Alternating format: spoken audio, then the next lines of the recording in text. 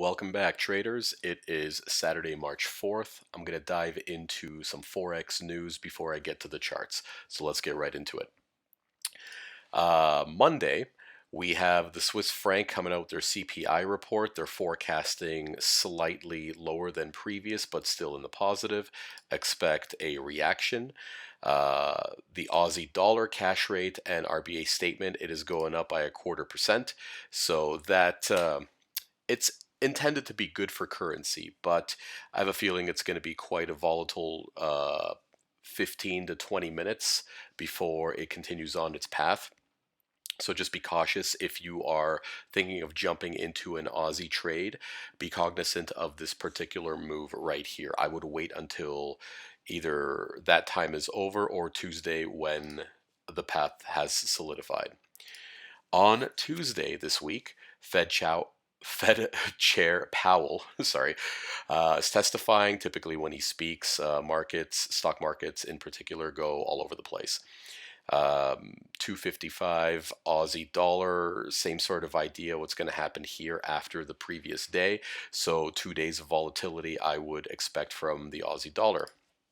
Wednesday, employment change, it doesn't really impact Forex as much. What will impact Forex, though, is the CAD dollar statements right here, where the overnight rate is not expected to increase. So what that'll do is continue on its pathway. Looks like the Canadian market believes that inflation has peaked, so they are pausing on their rate increases. And as we see, the exact same time, Fed Chair Powell is testifying again, so expect a little bit of volatility 30 minutes after stocks open. Thursday, Japanese monetary policy, nothing is changing. So, I mean, there is going to be moves. There always is. It's really strange. I mean, nothing has increased, but it goes very violent over the time that for about 30 minutes as this policy statement comes out. So just be cautious of that. And Friday, GDP for GBP, the British pound, is coming out. They're forecasting higher than the previous month. We'll see how that affects the market. Employment, unemployment for US and Canada is also coming out Friday, early morning. I don't believe that this will impact the Forex market all that much. It's going to be more on the stock side of things. So that's kind of the week at a glance. Let's dive into the charts. All right, so AUD CAD. I mean, I don't really have anything new right here to report. It's been for the entire month still going in the path that I predicted way back in January. So for a month, it's been looking pretty good. No short-term trades really to talk about here. It just seems to be steadily progressing down, right? So just be cognizant of the Australian dollar when that price comes out. I could see a very violent reaction. If you're in all the way here, I wouldn't really worry about it. Jumping in where it's at right now may not be such a great idea. So hold off on that for possibly until Wednesday. I mean, yes, it's possible to miss a 150 pip drop or more, go into the downside. It'd be nice to snag that, but again, it's like trying to catch a falling knife. Avoid doing those sort of things, okay? AUD USD, so both of these are going to be very volatile. All right, what I'm expecting actually, because there's a very strong supply line right here. As you can see, it hits multiple times on the daily. Okay, so I'm expecting it to kind of bump up in there, right? And that's going to be in the golden zone between the 618 and the 50% for another chance to get in on a sell. Now, I'd be getting in with a tight stop loss just slightly above these candles right here. So let's zoom in just to see what I'm talking about. Okay, so you can see this thin black line. I'll make it 4px just to see where that's going. Okay, so you can see multiple times that it kind of pulled back into this area and then finally crossed it, but tested it a few times. So I believe that the price action may come to around this area before dropping further down. Okay, so if you're in it from way up there, I wouldn't really worry about it too much. If you exited this trade, this would be a good time to re-enter for a sell. All right. The AUD might actually spike it up real fast, so be wary. Perhaps wait for a candle shift or on the fib. So if I show you the fib right now, if it pops up and it's kind of oversold on the RSI, if it pops up high, that would be a good chance to jump in on an entry. Right. So there is that. Okay. CAD CHF. So this one I marked up recently. I started finding it a little bit interesting. Um, kind of. I mean, I just marked up with this line. I noticed that it's very heavy resistance right there. So every time it comes up to this area, taking a sell would probably be a wise idea. But again, it's not like it's been incredibly beneficial. I mean, it's kind of bouncing within 100 pips up and down. So scalping this wouldn't be so bad, but I wouldn't go anything long on CAD CHF right now.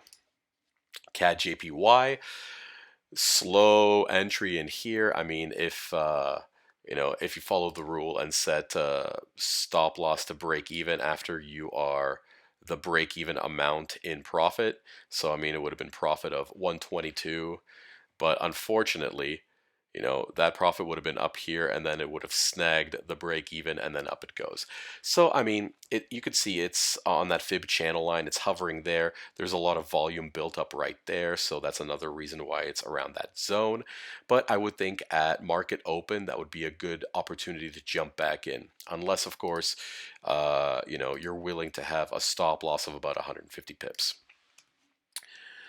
Euro CAD, slow movement right here. So like I was saying, with CAD news coming out, there's really nothing coming out of the euro. So I'm be expecting a lot of downward movement as well, especially with CAD dollar not really raising its rates. This just had a bit of a retracement, as you can see, right? I went from the highs here where we had 3 pins, right? Triple top, and then the drop down. So I don't know why I have 2 sets of fibs drawn up. Oh, that's because one of those fibs are from like a longer high. Okay. So yeah, I mean it kind of went up to the 618. It wicked higher, but it rejected and then it dropped the final day. So you can see it's playing around that volume line right now. Um, but yeah, I would say this would probably be a good opportunity to jump in if you exited previously. But again, good trade idea already going from January. It's just unfortunate it popped up so high because now it's only 150, 150 pips in profit where the ultimate low is about 365. So it went up past half and expected, right? I mean, it's at the 618. So yeah, I mean, long term, I still believe this is going to drop. Euro USD, I marked up previously with an entry zone about 80 pips above this wick right here. That never triggered, it just started to fall. So, I mean, I believe with all the news coming out, USD might have a violent reaction and move up to where the point of control is way up here, right? But you can see the different areas with the black lines that I drew up. Those were significant sources of support and resistance years ago, actually, and it's still playing off those areas. So volume is built up here. Honestly, if I'd be taking a trade, it'd be around this zone here. I'm not too comfortable going with 150 pip stop loss, right? And 60 might be a little tight. So I do believe that this is going to keep dropping at least to the 618, right? So it's still possible to take a 12.3 to 1 risk to reward. Um, but I would only look at taking a sell stop if it goes above that line, right? If it continues, if it goes up and doesn't really touch this area or doesn't go above and closes either on or below it, I'd be looking to take a sell stop around this zone. All right, but it will all really depend. I mean, you have to kind of play it by ear and whatever you're comfortable with at that point, because it will be a little bit riskier playing off the volatility from USD over the next 3 days. GBP JPY, I was liking this actually. Within the week, it wicked past that gigantic imbalance right here, and it closed significantly below that area. So with that kind of reaction, I'm expecting this to drop lower. Um, So let's see. Even if I drop a fib, watch, right? So it closed the imbalance and it should have hit the 618 area of a retracement. So if we hit up the fib from that high to the low right here and stretch it across, right? It's sitting at the 618 now and it wicked right in there and back down. So that's kind of a perfect entry to get into. The only concern long term is, as you can see, it did drop way back here in September and it hasn't actually retraced that zone, right? So if I draw a fib from this low to this high, right, you can see where everything's been sitting at that 618 before it went back up. So I think long term we're going to be making quite a large flag, and it rejected way down here. So I do not expect this play to be very deep, only to about, let's say you'd be entering somewhere around the 618, right? I wouldn't take more than 75 on this guy, and quite possibly just down to where a little bit of an imbalance is on this candle. That's it. That would be final TP. First TP would kind of be middle to bottom of this, so 2.5, right? But 5.2, 5.5 might be the max. Right? I'm not expecting a huge play out of this one, but again, a 5-to-1 ratio is still a pretty good day. Okay, GBP USD. So this has been playing for quite some time, again, since my drawings back in January. And it's looking pretty good. So the only thing I'm thinking is, again, GBP has just slight news. I don't see their, forget what I mentioned before, but again, I don't believe that theirs are going to be as volatile as United States monetary policies or reports that come out. So I'd be expecting some pretty harsh movement. It's been resisting off this right now. So again, I'd be waiting to see if it comes above this wick. Let me just zoom in and I'll highlight that in a second. If it comes above this area here, I'd be getting out. All right, if it just kind of touches, but coming above, I mean closing above these candles. If it just kind of touches it and closes the day below it, I'd be pretty safe to say that this is on its way down still. All right, the key area would be here to see where it actually, if it resists off it once more, I'm out. If it kind of bounce off it and sits there and then the next day it drops below that, it's a great time to be in the trade as well. Okay, NZD CAD is I think one of the final ones, yeah, the final one that I had a trade idea on. And as you can see, retracement happened right here. This would have been another good opportunity for entry if an exit was taken. Just to reiterate, right, I just drew up a fib from this high to this low. It came up to the 618 area and sat there for a bit. So taking a sell from here would have been ideal. So now, and I'll show you fib, trend-based fib extension, right? So high, low to the next high. As you can see, we just touched that area and rejected. So that was a point of contention earlier this week or last week. And right now, it's struggling to come up higher than this wick, so that's a good sign. If you're in this trade, I would say it's pretty safe to continue staying in it, right? But again, you be the judge. You are the master of your own universe. U.S. oil. This has been quite interesting, right? So I drew this up on I think I did it on the 1 hour because I saw a quite interesting play happening, and that was right here off this zone.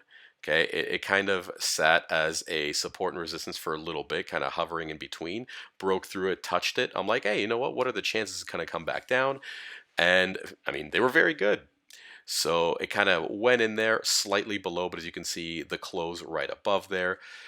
Great entry. Currently, it's sitting at 3-to-1 profit, 3.5-to-1 profit. I expect it to go up to about 80 before we see any real rejection.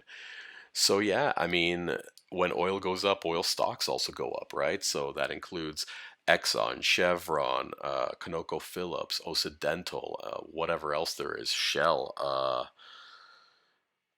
Man, I'm not great with remembering every single oil company, but you get the idea, right?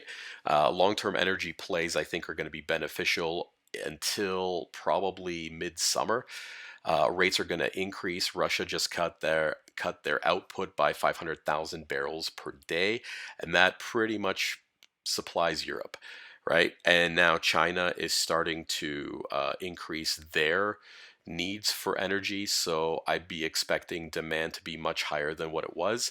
Expect oil and gas prices to start increasing in the next few weeks, going until about the middle of summer. So, not great news for the regular consumer. Good news if you are in any oil stocks or like to play US oil. But that's pretty much it. So, oh, I guess I can jump into the metals quickly. So, let's see, take this on the daily, right? Pretty crazy that it's dropped that far. So, as you can see, it kind of went back up to uh, volume point of control. It wasn't the main point of control, but one of the longer ones here. Touched it right now, so I'd be watching to see if there's any play around this area.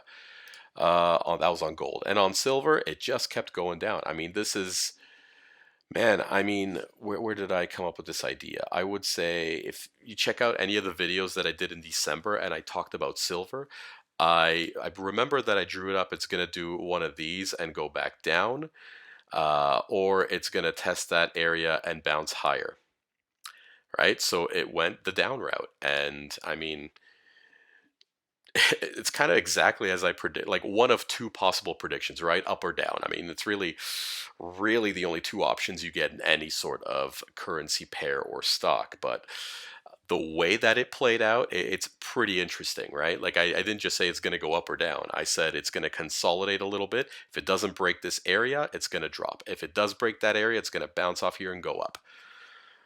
So yeah, I mean, kudos to that. So again, thanks guys for checking out the weekly review. I'm going to be making some more how-to videos in the next few weeks. I think they're going to be very exciting, especially with the strategy that I've been employing, whatever the word is, that I've been using over the last several months. And I believe it's going to be a pretty big game changer. So anyway, if you'd like to see that, guys, subscribe and hit the notification bell for when those videos come out, and I'll catch you in the next. Take care.